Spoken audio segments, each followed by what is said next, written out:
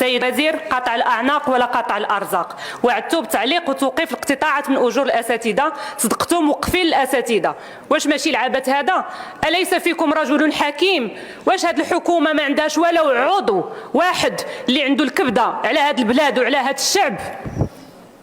علاش هذه الحرب كامله على التعليم وعلى نساء ورجال التعليم؟ راه الاستاذ هو اللي قراك السيد الوزير ووصلك لهذا المنصب، ما فيها بس نذكروك، واللي المفروض يكون عنده اعلى اجر.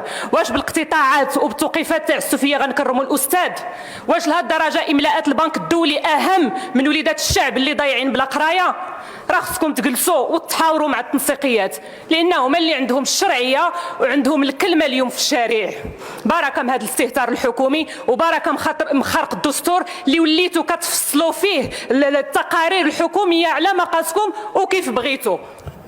واليوم الحكومه راها مطالبه ومفروض عليها وملزومه بارجاع الاساتذه الموقوفين عن العمل وترجع لهم فلوسهم المنهوبه من جيوبهم، لان الاضراب حق دستوري وتا واحد ما يمكن له يصادر هذا الحق وتا واحد ما فوق القانون. الاساتذه حسوا بالظلم وحسوا بالحقره، ما فيها بس يطالبوا بالكرامه.